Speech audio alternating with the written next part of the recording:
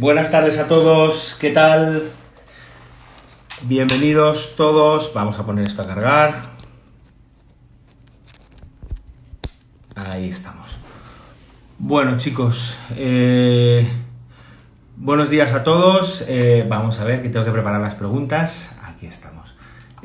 Buenas tardes a todos desde el perfil de Casanova Foto. Y bueno, es un gustazo estar aquí por primera vez porque es el primer directo que hago con ellos. Y bueno, pues el motivo del directo que teníamos hoy es el de hacer o exponeros un poco todo lo que yo hago, cómo me lo monto para hacer fotografía de naturaleza. Ya está todo colocado. Bueno, bienvenidos una vez más, vamos a hacer un barrido rápido. De saludar a la gente y empezamos, ¿no? Como hacemos siempre, a ver. Bueno, veo gente de todos los lados, Martín, Abel, Castro, Ramón, Nico Zurita, Full, Emilio, bueno, os vais sumando, fenomenal. Bueno, mi nombre, así hacemos un poquito de tiempo mientras os agregáis. Mi nombre es Antonio Liébana, soy fotógrafo de naturaleza. Gran parte del 80% de mi producción fotográfica está vinculada a la fotografía de fauna en especial, aunque hago paisaje, hago macrofotografía también, y luego hago algún que otro trabajo de arquitectura y de fotografía de publicidad, ¿no? Aunque realmente quizás donde más destaco es en el perfil del fotógrafo naturaleza, ¿no? Y bueno, pues llevo 25 años haciendo fotos, que se dice pronto, y 15 como profesional, ¿vale? Así que, bueno, pues en todo este tiempo pues hemos visto cómo ha evolucionado muchísimo y cómo ha cambiado muchísimo la fotografía de naturaleza, ¿no? Esto daría para muchos directos. Y bueno, pues sencillamente ahora vivimos un momento dulce, no en este momento concreto con el tema del COVID, pero sí que hay en estos últimos años hay una corriente muy grande de fotógrafos de naturaleza que quieren, sobre todo, tanto aficionados como en el perfil aficionado, que Casanova sé que tiene un montón de clientes vinculados a la fotografía de naturaleza, como en el plano profesional, que hay un buen germen, ¿no? Por decirlo así, de fotógrafos noveles que están empezando y que quieren abrirse un hueco ya pensando en el mundo profesional, ¿no? Bueno, vamos a repasar las preguntas, hacemos las preguntas que nos habéis formulado, no tengo el nombre de tal, pero bueno, vamos a ir repasando las preguntas que me han hecho, ¿no? A ver, ¿qué material luego ya contestaremos las que vayáis haciendo, ¿vale? ¿Qué material de precio asequible recomendarías para hacer una buena fotografía de animales y de paisajes? Bueno, realmente el precio asequible, ¿vale? A veces cuando vas a la tienda, cuando vas a Casanova y vas a comprar, a veces los precios te parecen prohibitivos, ¿no? Pero dices, me gasto 300, 400, 600, 700, realmente, aunque suene muy mal, si quieres obtener equipos de calidad, desgraciadamente, para hacer fotografía de naturaleza has elegido la peor disciplina para fotografía de fauna, por lo menos la más cara, ¿vale? Has elegido la disciplina de las más costosas de todas. Si haces paisaje no tanto, ¿vale? Aunque hay ópticas excelentes como por ejemplo el 11-24, el 16-35 2.8, pero realmente para una óptica de paisaje con una buena full frame de iniciación de nivel tipo 6 de Mark II, por ejemplo, y un 16-35 f4 vas a ir fenomenal y no es un coste brutal, ¿no? Luego ya si te quieres complicar económicamente tienes la gama R, ¿no? Tienes la EOS R, la clásica, la RP, y luego tienes también la 5 de Mark IV, que es una todopoderosa, ¿no? En cuanto a... ahí ya te complicas, económicamente te complicas, pero sin duda alguna los resultados son mucho mejores, ¿no? En cuanto a objetivos, para empezar puedes empezar realmente muy básico. Si eres muy básico, puedes empezar con una 200D, que tampoco es un precio desorbitante, no me acuerdo ahora mismo, tendréis que mirarlo en la web de Casanova.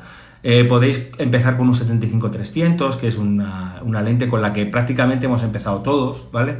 Pero sin embargo, es decir, si ya quieres profesionalizar un poco, es decir, tener unos resultados un poquito más de calidad, para empezar, una de 200, una 850, una 77D está muy bien, por unos 1.500 euros ya tienes algo muy potente, ¿no? Para empezar a trabajar, ¿no?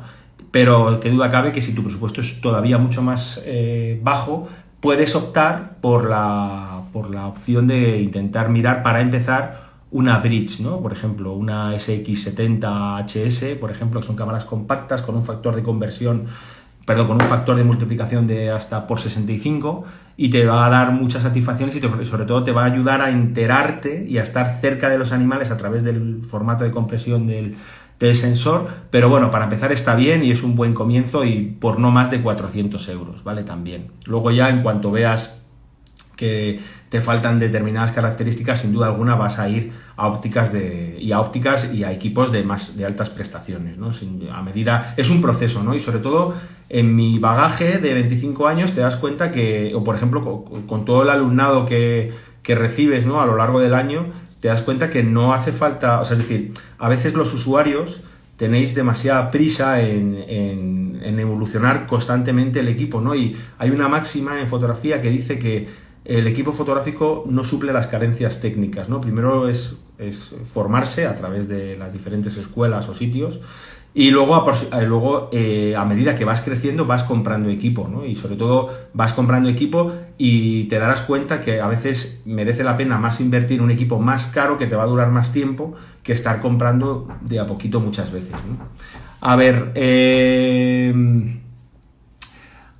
más preguntas. ¿Qué equipo usas? Cámara y objetivos. Bueno, yo desde que empecé llevo trabajando con Canon hasta el día de hoy, que soy uno de los colaboradores de Canon en España, de los fotógrafos colaboradores, y yo empecé con un equipo muy primario, ¿no? Con una 500N, que sería aproximadamente el equivalente de una 850D o algo así, más o menos, ¿vale? Quizás incluso alguna gama inferior.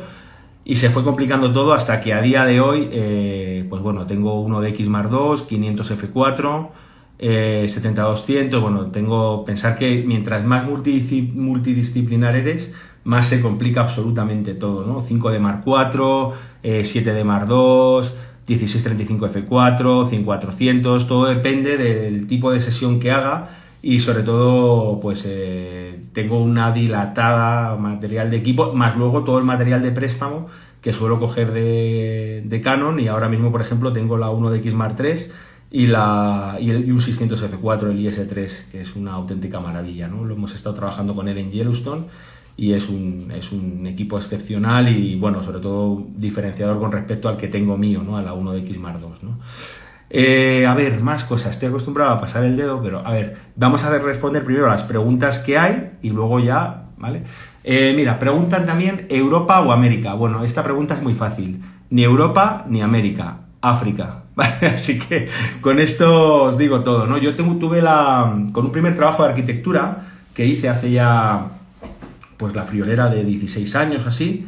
Con ese dinero me hice un primer safari de fotográfico y cometí el gran error de poder estar con 24 añitos o algo así. Con 24 añitos me hice mi primer viaje de África, que la verdad es que fue una pasada, ¿no? Y tuve el enorme problema, y es que verdaderamente lo que me sucedió es que no quería ir a otro sitio a fotografiar, ¿no? Y me tiré, pues, mis 15 o 20 primeros viajes internacionales fueron solo a África, ¿vale? Por la vinculación y por querer siempre, por esa ansia de querer hacer mejorar el trabajo que ya tenías, ¿no?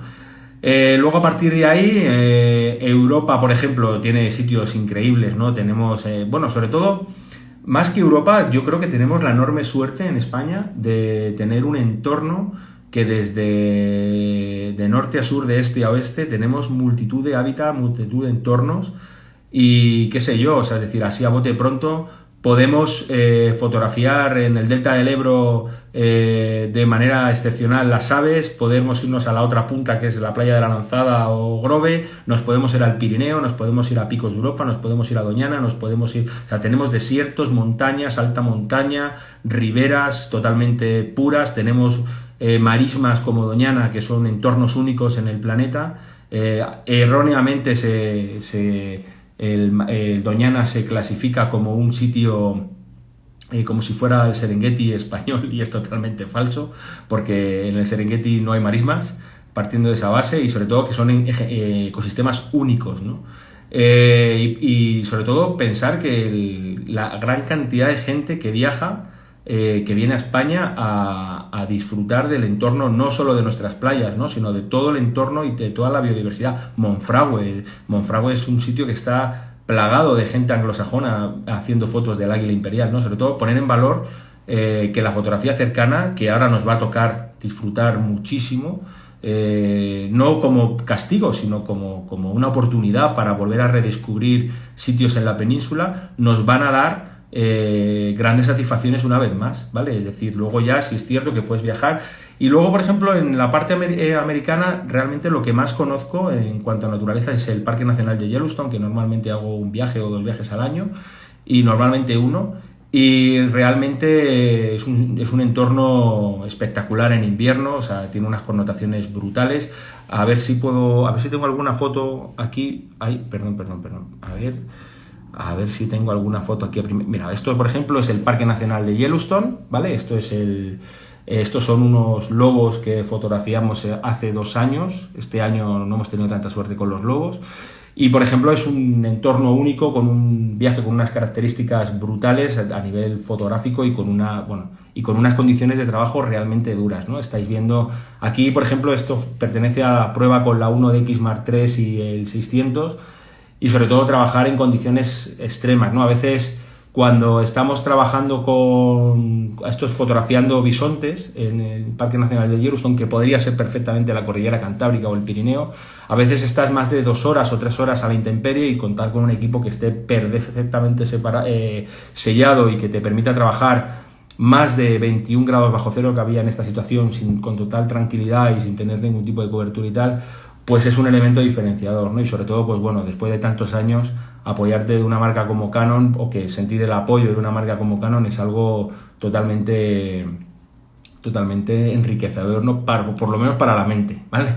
Bueno, a ver, seguimos. ¿Qué trípode recomiendas? Bueno, pues yo de un tiempo a esta parte estoy trabajando con Benro, y la verdad es que yo venía de Manfrotto de hace muchísimos años, y la verdad es que Manfrotto pegó un giro en cuanto al diseño, en cuanto a la manera de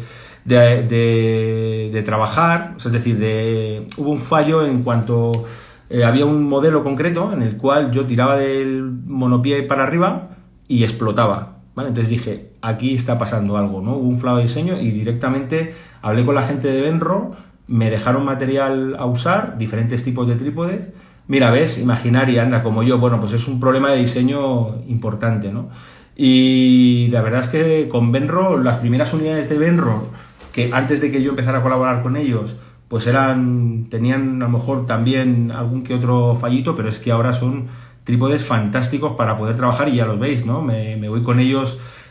Concretamente, el que más trabajo es el modelo iPhoto, ¿vale? Que seguramente os sorprenderá, que no es el más caro, ¿vale? Es un modelo sencillo, es el Benro iPhoto, que vale pues alrededor de 200, ¿no? Que me parece que viene con rótula integrada. Luego ya sí que le monto una gimbal, le monto una GH5 para los teleobjetivos, y sobre todo estoy encantado, ¿no? Porque es un tipo de carbono económico, muy resistente, y luego para fotografía de paisaje sí que me llevo un modelo Match 3, un Benro Match 3, que a estabilidad a ese equipo no le gana a nadie, ¿vale? Así que es lo que hay, ¿no? Y sobre todo, bueno, pues eso, ¿no? Que le estoy dando muchísima caña. Llevo pues 2 años con el mismo modelo. Es cierto que luego los voy cambiando. Por ejemplo, si hay un modelo específico de macro, trabajo con él, el modelo de costa, pero el 80 o 90% del trabajo lo hago con el iPhoto, y estoy encantado, ¿eh? Es decir, es un trípode que no se nos está yendo a un presupuesto desorbitante, ¿no? Y sobre todo que a nivel de diseño es funcional, ¿no? Ya no es que sea bonito, es que es funcional, que es lo que interesa, ¿no?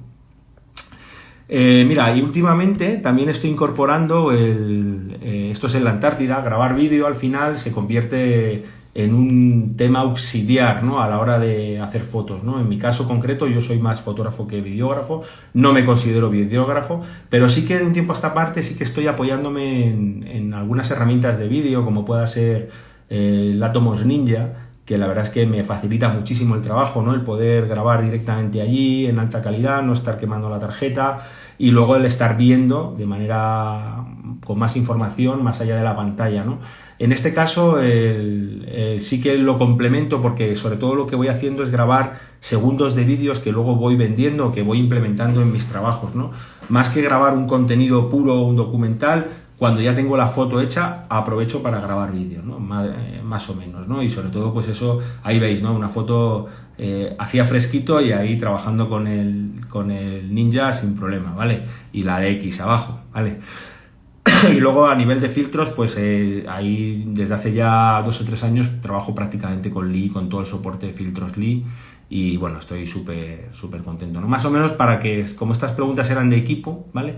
Bueno, y ya la última pregunta que nos ha hecho Casanova, que nos ha formulado, es ¿cómo ves la futura R5 y ya dejamos el tema del equipo y ya buscamos preguntas de otra índole, ¿no? ¿Cómo ves la futura Canon R5 en el campo de la fotografía de naturaleza? Bueno, pues sin duda alguna, la R5, el sistema mirrorless, el sistema R, ha venido para quedarse, ¿no? Esto es una realidad, es decir, otras marcas ya estaban apostando por ello y Canon yo creo que ha ido más lento pero seguro, ¿no? Es decir, desde que la creación de la montura con más pin, me parece que son 16 pin, no sé, a lo mejor estoy equivocado, pero con una cantidad de información que está pasando a través entre el objetivo y la lente, está metiendo, yo creo que sobre todo la montura es totalmente revolucionaria y luego ya en sí el funcionamiento de las máquinas es brutal. Entonces pensar que en la R fue el primer modelo que vino para quedarse, pero joder, es que la R5 yo la he tenido en la mano nada más que para pasarla en una feria que tuvimos en FIO, que además estuvo Casanova, y fue de cogerla y meterla en la vitrina y se acabó y nunca más, ¿no?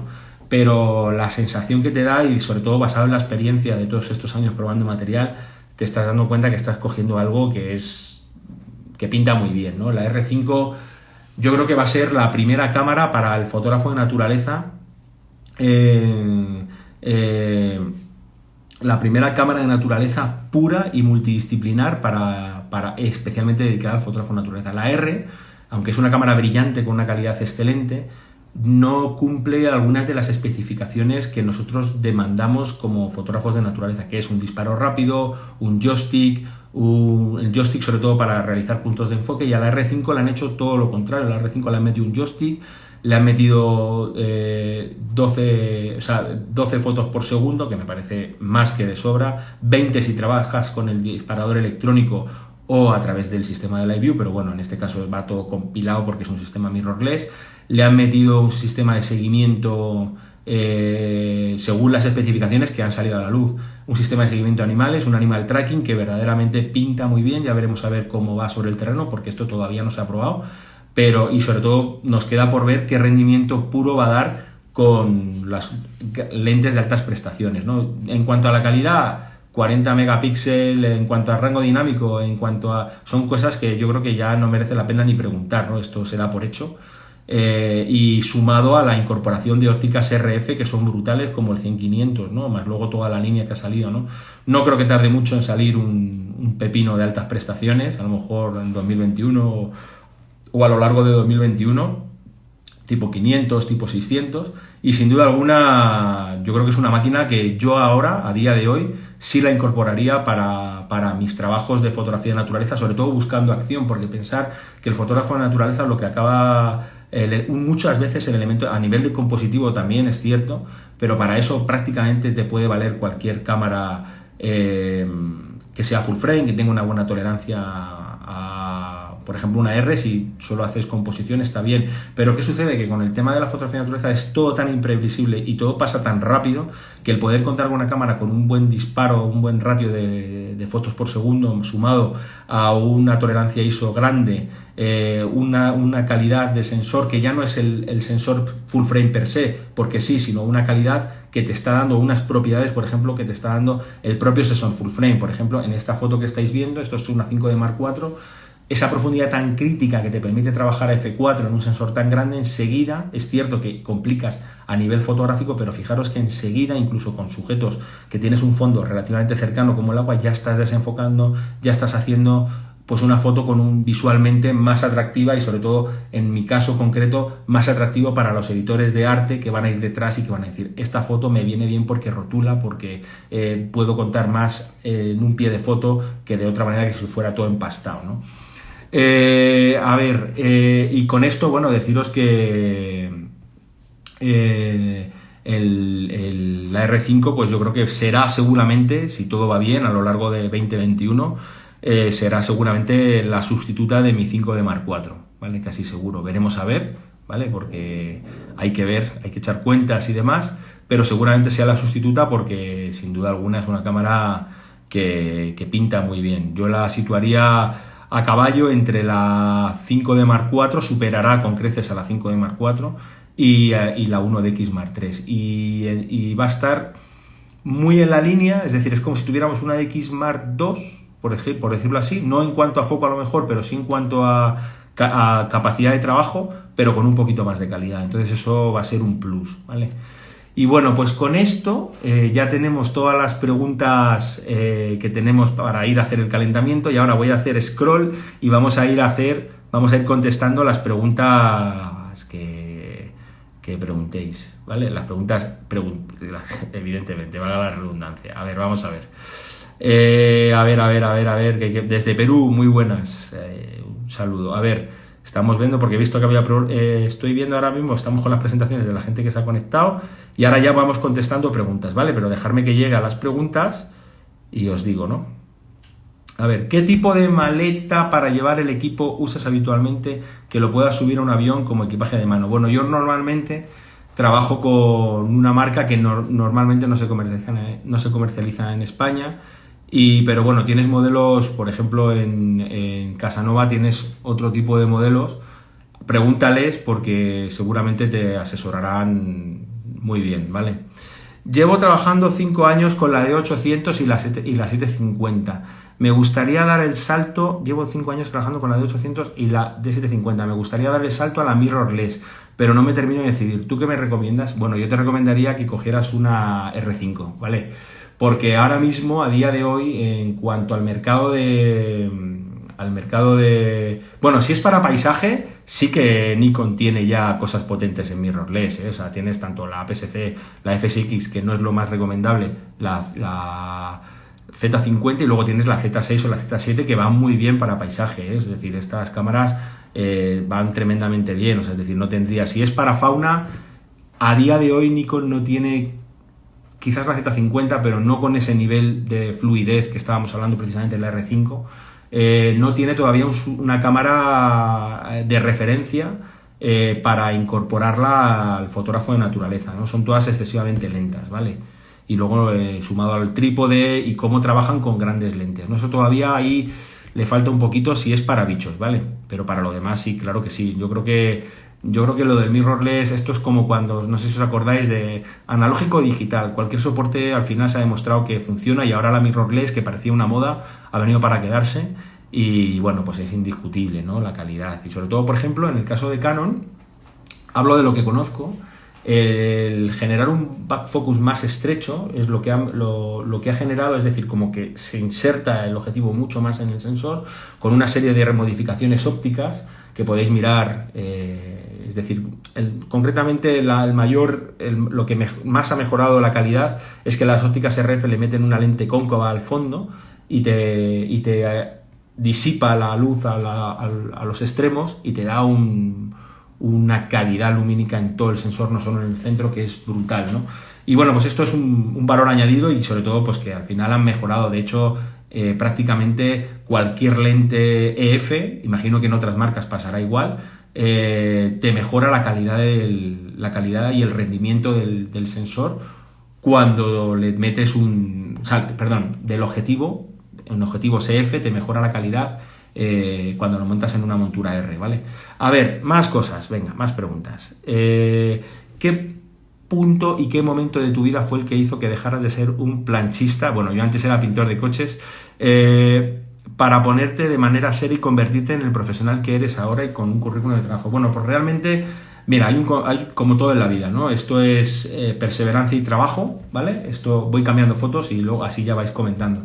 Esto es perseverancia y trabajo. Yo trabajaba pues bastante duro, ¿no? Después del servicio militar, que hice la mili muy bien hecha, no me aburrí para nada, me metí en un taller porque necesitaba trabajar y, bueno, pues coincidencias de la vida, conozco en el Ayuntamiento de Alcobendas. Yo ya empezaba a hacer fotografía de naturaleza y caen unas fotos mías en el Ayuntamiento de Alcobendas en la Concejalía de Medio Ambiente. Por medio de un concurso fotográfico me dicen, oye, ¿tendrás más fotos de estas y tal? Ahí ya hago un primer contacto, que se lo agradeceré toda la vida a esa persona en concreto, y me dicen, estamos interesados en hacer un libro de fotografía de naturaleza de especies alrededor de Alcobendas, ¿no? Y dije, joder, en Alcobendas, esto es el que no lo entienda, es en una ciudad de 5, de 4, de 5 millones de habitantes, como era antes, hace tanto tiempo, ponerte a buscar fauna en una zona periurbana a 15 kilómetros de Madrid, en una zona periurbana que aparentemente no tiene vida, el que te encarguen un libro, tú que siendo aficionado puro y duro, dices, madre mía, en qué marrón me he metido, ¿no? Bueno, pues esto salió muy bien porque empecé a generar archivo y tal, gustó. Y evidentemente desde el primer trabajo se empezó a cobrar, que es el mayor consejo que os puedo dar cuando empecéis a trabajar, siempre que cobréis todo lo que hagáis, y si no cobráis una cosa concreta es porque hay un bagaje de muchas cosas pequeñas que te llegan de una cosa u otra o va dentro de un global, ¿no? Pero mi consejo sobre todo al principio, porque nunca se os va a tomar en serio. Yo en este caso yo no quería cobrar y me decía no, y esta persona en el ayuntamiento dijo, tú tienes que cobrar, porque si no nosotros no podemos hacer el libro, dije. Y me cambió el chip. Bueno, pues entonces hice ese primer libro y al principio dices, bueno, pues con esto ya parece que hemos llegado y tal. Y empezaron a llegar encargos, mi mujer es arquitecta, empezó a llegar cosas de arquitectura, que si no es por ella, desde luego no me dedico ya a la fotografía. Ella, sobre todo, más que yo pensar, ella es como que me hizo un management, me dijo, hay que hacer esto, tienes que ir a tal empresa, tienes que hacer esto, tienes que preguntar, y luego ya todo va corrido, ¿no? Es decir, si no tienes el apoyo, en este caso, de mi mujer, ¿no? Que fue la que me dijo, yo estaba feliz y contento pintando, pero no estaba, lo que era totalmente demoledor, ¿no? Yo me acuerdo que trabajaba 14, 15 horas diarias y estaba deseando, porque era afición, ¿no? Era afición pura, y yo me quedaba los viernes dormido cenando en mi casa, y al día siguiente, a las 3 de la mañana, estaba haciendo fotos, estaba preparando y montando para hacer Martín Pescador, ¿no? Pues esa perseverancia es la que hizo que a día de hoy, y esa capacidad de trabajo, es decir, que yo en el momento que ya pagué mi primera cuota de autónomos, ese día dejé de trabajar, ¿no? Porque considero que vivo un sueño, es viajar por medio mundo o por casi todo el mundo, hacer fotografía de bichos, o en definitiva, con el tiempo aprendes que no solo disfrutas haciendo fotos de bichos, disfrutas haciendo fotos de un niño, puedes hacer fotos de un plato de comida, de arquitectura, puedes hacer fotos de todo, y sobre todo, bueno, pues con el condicionante de como amante y conservacionista, te vuelve loco cuando estás trabajando con fauna salvaje, ¿no? Pues esto es el momento, ¿no? Luego ya todo se va complicando y hasta ahora, ¿no? Perdona, ¿cuál es mi Instagram? Bueno, lo pondrán por ahí, Liebanafot, no te preocupes. A ver, mira, lo ha puesto Salvatierra. Supongo que en ese momento sería cuando empezó a ser productivo en Cash, pero ¿en qué momento? Bueno, pues Carles, te he contestado.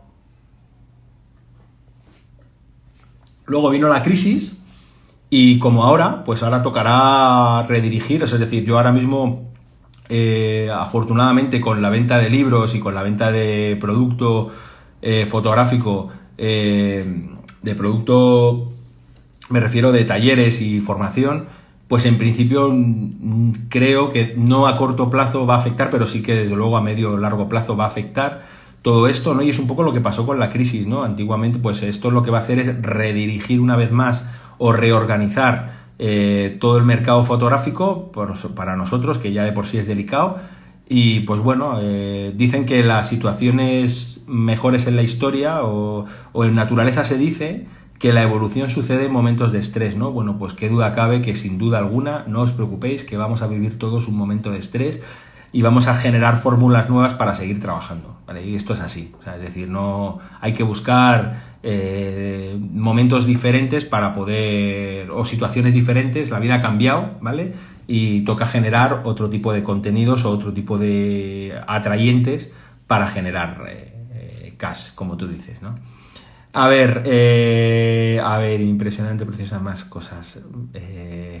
Cuando empezaste, ¿tenías algún tipo de formación fotográfica o eras autodidacta? Bueno, yo me acuerdo que cuando era pintor, estamos ahí como muy viejetes, yo sí que recibí un poco de formación a través de el aula, una universidad popular, es decir, lo que estoy haciendo yo ahora mismo, pues un fotógrafo hace como talleres, lo que pasa que eran talleres del Ayuntamiento de Alcobendas, ¿no? Y ahí sí recibí una base fotográfica que yo creo que bastante buena porque venía de un gran fotógrafo como era, o como es, todavía está vivo, está jubilado, Fernando Herráez, ¿no? Es un fotógrafo muy conocido en el mundo, en esta parte, ¿no? En Madrid y tal.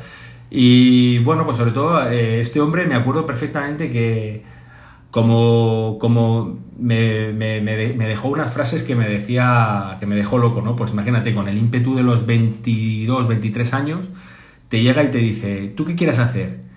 Y dice, yo quiero hacer fotos de aves, de fotografía naturaleza. Y me dice, ¡puf! Lo más difícil.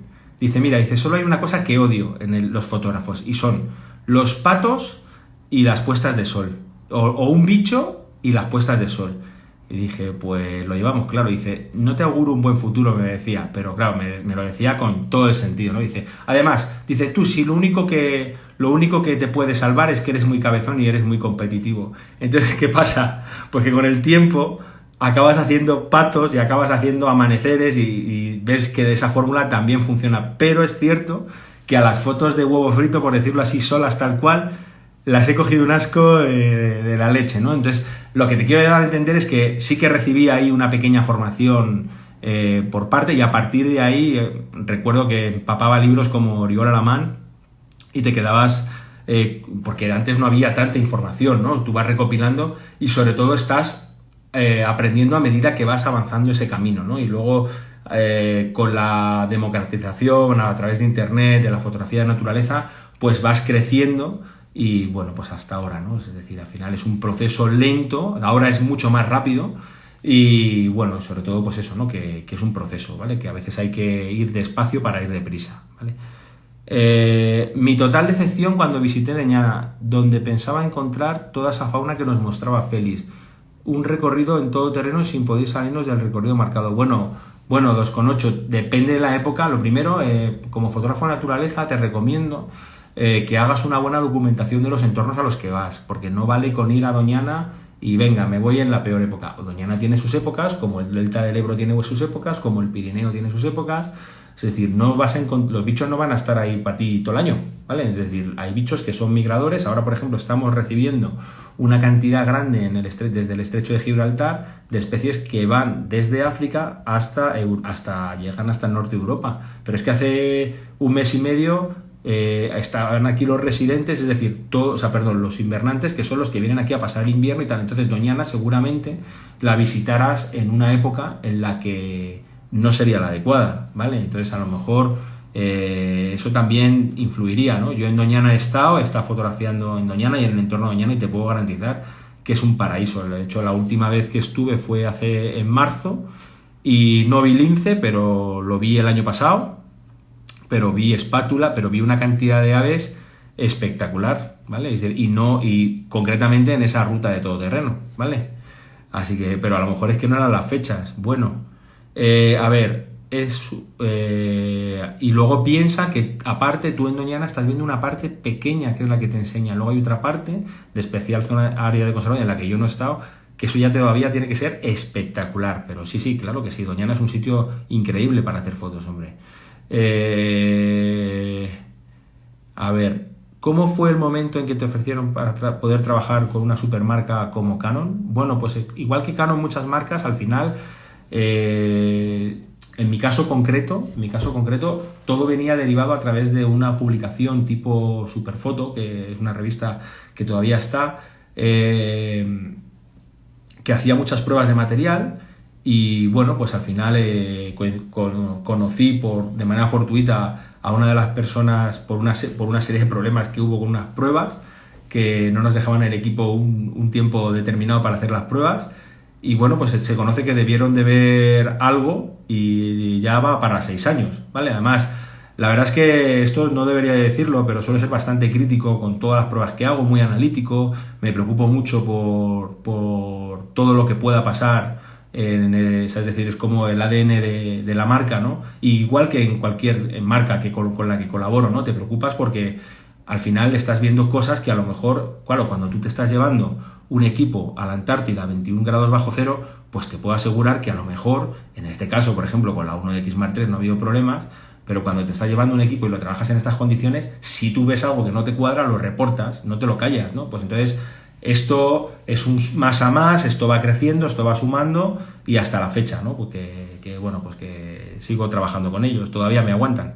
A ver, ¿qué opinas de las nuevas generaciones con la fotografía, reconociendo que antes era muy difícil con el material que teníais? Bueno, yo creo que sumado a todo es equilibrado, ¿no? Es decir, antiguamente, efectivamente, sobre todo en los comienzos, ¿no? Ya era muy complicado, pero por ejemplo, te pongo el ejemplo, ¿no? Ahora, por ejemplo, parece que solo sabemos hacer fotos con cámaras de altas prestaciones, tipo 1DX. Antes hacían fotos con cámaras de una sola foto, o mi 500N tenía la tremendísima capacidad de ráfaga de 3 fotos por segundo, ¿vale? Pero ¿qué sucede? Que ahora, por ejemplo, hay una serie de avances que, evidentemente, como pasa en los coches, como pasa en todo, que son avances que están ahí para facilitarle la vida al fotógrafo, ¿no? Y en mi caso concreto, yo creo que esos avances tenemos que aprovecharlos, ¿vale? Es decir, no podemos anclarnos en el pasado de estar siempre, no, es que yo tiraba en Belvia, en Provia, o tiraba 3 fotos. Antes era mucho más fácil. Lo que sucede es que, por ejemplo, para que os hagáis una idea, con la incorporación del mundo digital, tú de repente hay una serie de cosas que son histogramas, ¿qué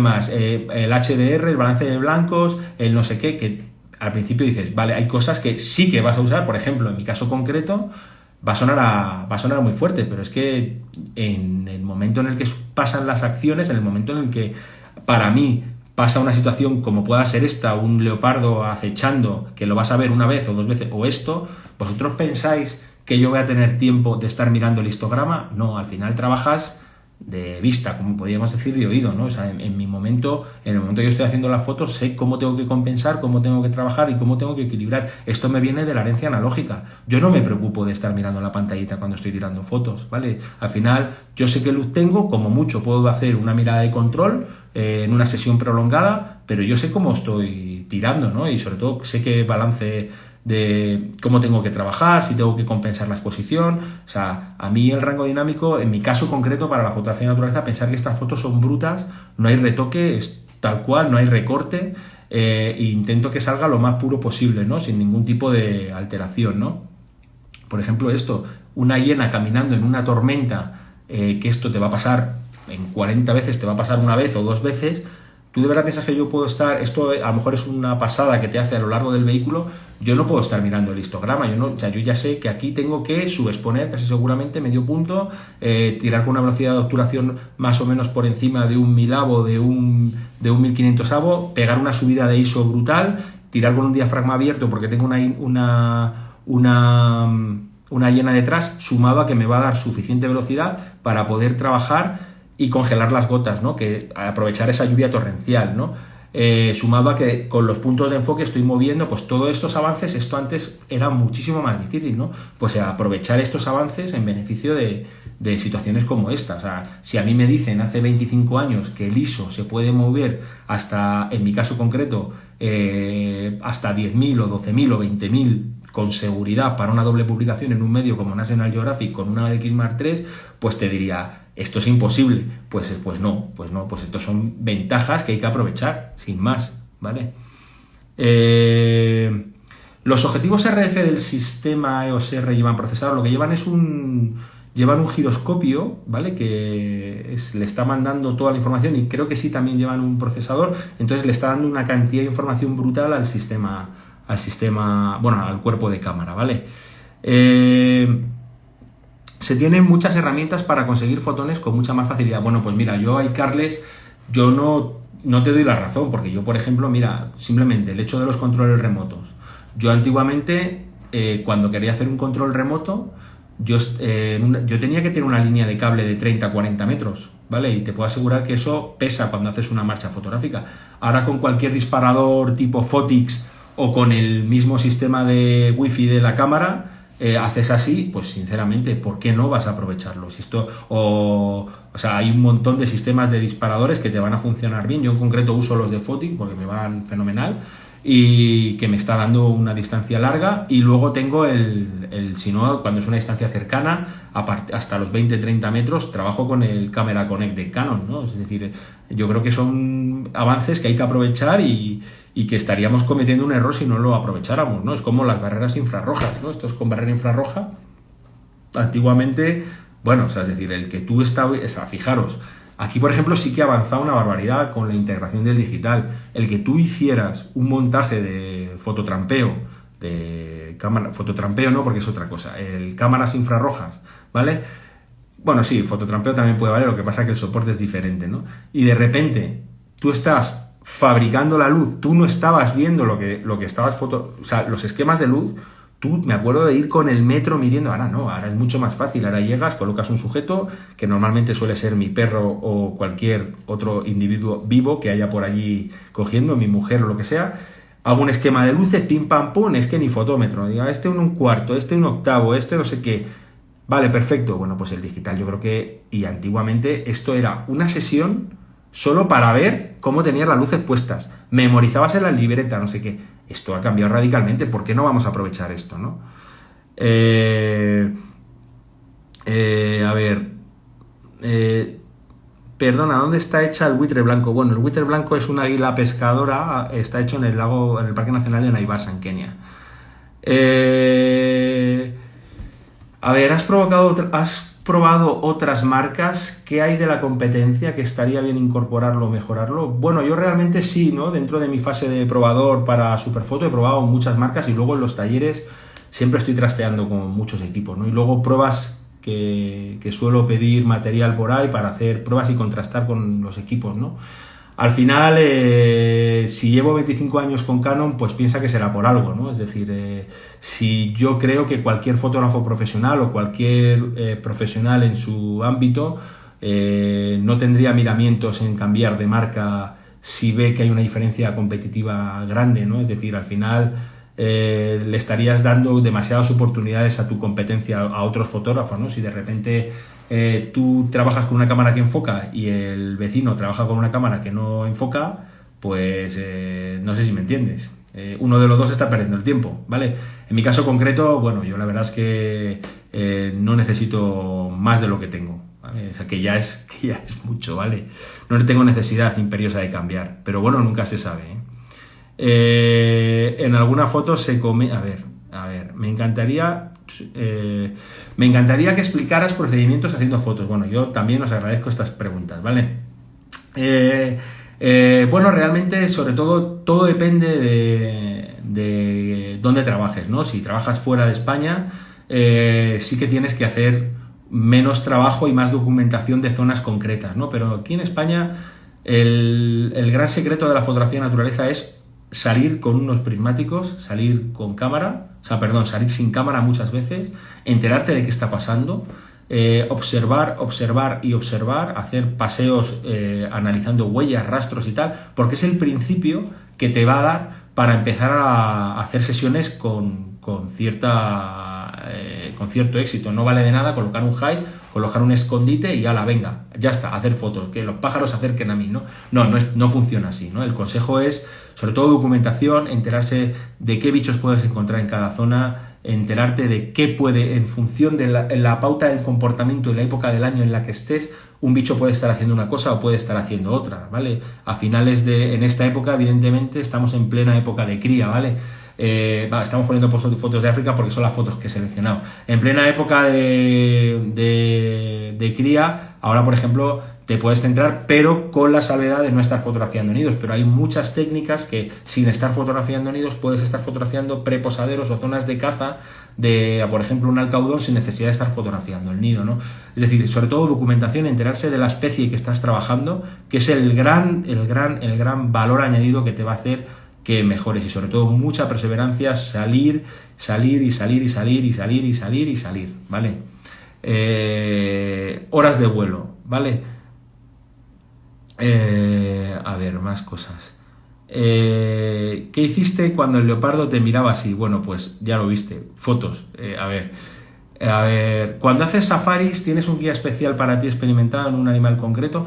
Bueno, Singer Wolves, realmente piensa que con más de 30 y pico safaris a la espalda, yo elijo los guías con los que trabajo, no me asigna el operador, ya son muchos años y directamente digo, yo quiero trabajar con este señor, y ya se establece una complicidad. Evidentemente, siempre que voy a algún sitio, siempre me dejo fiar, o sea, siempre me confío por la gente en la que sabe, ¿no? Que son es decir, yo siempre me pongo en la situación, si ese hombre yo lo traigo a mi pueblo a hacer fotos, pues tendrá que fiarse de lo que yo le digo porque estoy todo el día allí, ¿no? Pues a un guía, o a un ranger, o a cualquier fixer que te ponen para trabajar, realmente tendrás que hacerle caso, ¿no? Lo que sucede es que, por ejemplo, en destinos como la Antártida, como Yellowstone, que ya lo tienes más conocido, perdón, la Antártida, como Kenia o Tanzania, que ya lo tienes más conocido, ya eres tú el que dices, mira, pues aquí podemos encontrar esto, ¿qué te parece si mañana atacamos esto, atacamos lo otro? Es decir,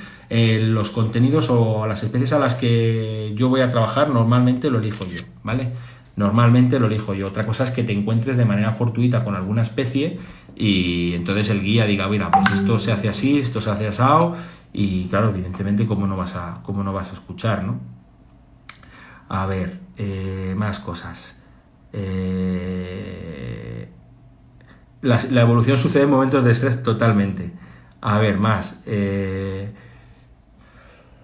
A ver, estoy buscando preguntas, ¿eh? ¿Qué tipo de enfoques usas? Bueno, evidentemente siempre enfoque continuo, es decir, en Canon sería iServo, y el enfoque normalmente en estas cámaras tipo 7D, 5D, 1D, trabajo con el enfoque a 9 puntos, ¿vale? Me resulta muy práctico y tal. Mira, buena pregunta. ¿Qué fotógrafos marcaron mi camino? En este caso, yo personalmente, fotógrafos que me han marcado, sobre todo mucho fotógrafo extranjero, así que en mi caso, sobre todo, recuerdo que aluciné con las primeras fotos que vi de Franz Lanting, ¿vale? Me parece personalmente pues una persona que ha marcado época y sobre todo es una leyenda viva totalmente. Paul Niken, por ejemplo, es un Christina Mittermeier, que son dos fotógrafos que trabajan en proyectos de conservación. Pensar que el fotógrafo de naturaleza no solo se guía solo para hacer un bestiario, sino que también tiene que haber un trabajo de conservación detrás, ¿no? ¿Quién más? Stephen Dalton a la hora de fotografía de alta velocidad. En fotógrafos, Nick Nichols, por ejemplo, me parece un referente absoluto, ¿vale? Bueno, sobre todo porque hizo auténticas barbaridades en África en el sentido positivo, ¿no? De fotografía de naturaleza. Vincent Munier, evidentemente, estoy diciendo nombres muy obvios, pero yo creo que a cualquiera de ellos son referentes para seguir aprendiendo, ¿no? Y sobre todo que son los puntos de partida que toda persona debe de aprender para empezar o sea, que debe de seguir, no en Instagram, sino a través de libros, empaparlos, estudiarlos, reestudiarlos, ver cómo ha hecho esta técnica y sobre todo pues que para luego aprender, ¿vale? ¿Eres tan intuitivo como dices? Pues sí, hace falta, a veces sí, porque tú piensas que, Carles, que a veces pasa todo tan deprisa que tienes que, por ejemplo, en un paisaje, pues esto no tienes problema, ¿no?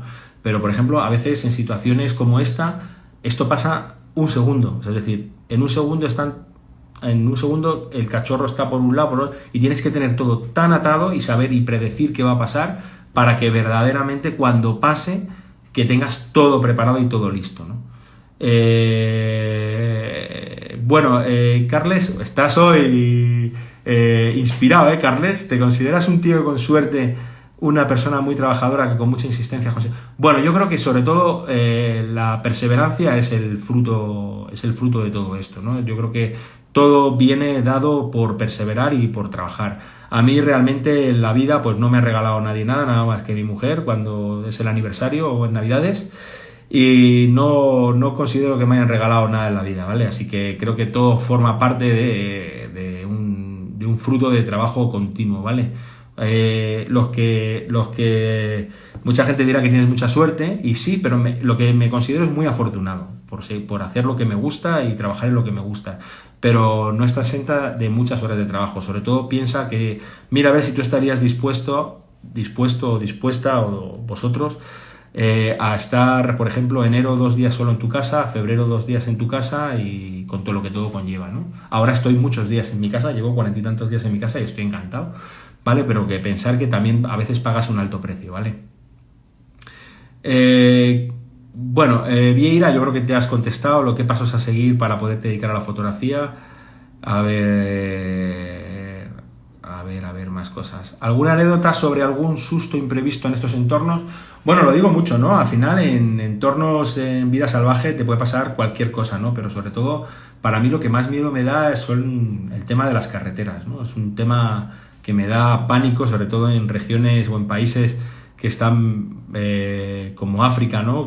O Argentina, ¿no? En Argentina también se conduce de manera muy divertida. Y bueno, pues o en el norte de Europa, en Bulgaria, en Finlandia. Bueno, en Finlandia son unos cracks, así que es lo que más... Pero anécdotas, pues te puedes imaginar, ¿no? Después de 25 años hay un grupo de anécdotas ahí muy buenas, el 80% de ellas, y algunas tensas, pero bueno, forma parte del trabajo, ¿vale? ¿En qué te basas a la hora de elegir un destino para viajar? Buena pregunta, Daniel. Pues sobre todo en mi caso concreto, sobre todo en estos 2 últimos años, después de todo ese periplo africano, es como que ahora he huido a regiones más frías, ¿no? De repente me encuentro en Yellowstone, me encuentro en la Antártida, preparando ahora un viaje para las Georgias, ahora otro viaje a Bulgaria, nos vamos a Japón a fotografiar en febrero, si todo pensando que la vida sea maravillosa, y sobre todo el poder crear pues un catálogo pero no de especies, sino de trabajo global en el que haya una unión de conservación en que como dando a entender que en todos los sitios cuecen habas, ¿no? Todos los sitios que vas visitando tienen una problemática medioambiental y por lo menos intentar ser esa plataforma comunicadora para intentar dar a conocer de las problemáticas que puedan surgir en estos entornos, ¿no? Ya sea, por ejemplo, en Borneo, que si todo va bien viajaremos en septiembre con mucho optimismo, para hablar de todo el problema que tenemos con el aceite de palma, en Yellowstone el calentamiento global, aunque parece que no se quieren terminar en cuenta, en la Antártida no hace falta que os lo diga, en el Serengeti la pérdida de hábitats, así que y la caza furtiva y el tráfico de especies, es decir, todo eso genera un bloque. En España, por ejemplo, la caza furtiva también, la pérdida de hábitat, la contaminación.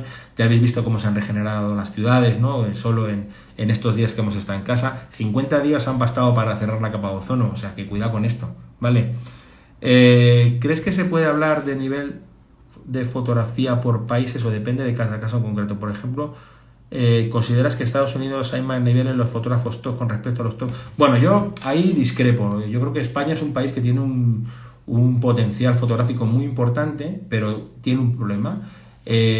Visualmente, ellos están muy avanzados como nosotros y el público al que llega esa gente está mucho más mentalizada en comprar revistas, en consumir. Ahora parece que haces un taller, lo pones un poquito caro, ya es que es muy caro, pero a donde quiero llegar es que la gente, por ejemplo, sí consume producto, ¿no? Es decir, por ejemplo, pasa en Casanova, ¿no? Es decir, a veces vamos a la tienda y seguro que pasará. Y no hay uno más barato, pero si te estoy diciendo que esto es lo que tú necesitas, ya, pero es que yo quiero uno más barato, espérate, cómpralo más tarde, pero cómpralo bien.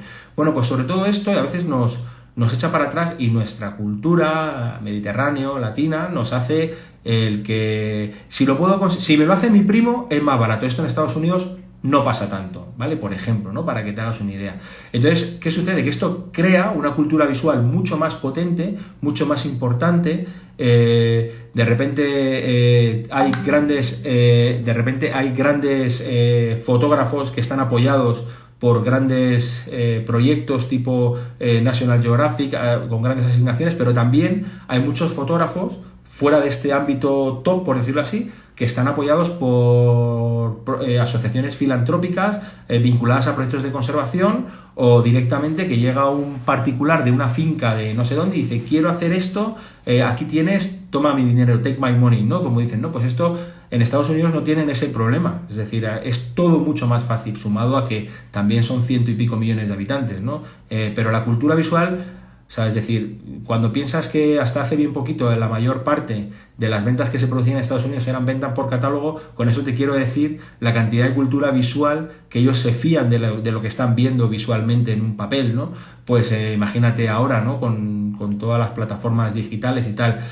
Aunque, bueno, yo creo que eso visualmente te va entrenando y esta gente, pues evidentemente, pues claro, yo creo que sí que tienen un avance, pero esto pasa también en el norte de Europa, visualmente los fotógrafos tienen otro tipo de cultura visual y de hecho que es que llevan más años en esto, ¿no? Pero eso no quiere decir ni que los fotógrafos que sean españoles sean malos, ni mucho menos, y que los aficionados sean peores, ni mucho menos, sino que simplemente llevan más años trabajando esto, ¿vale?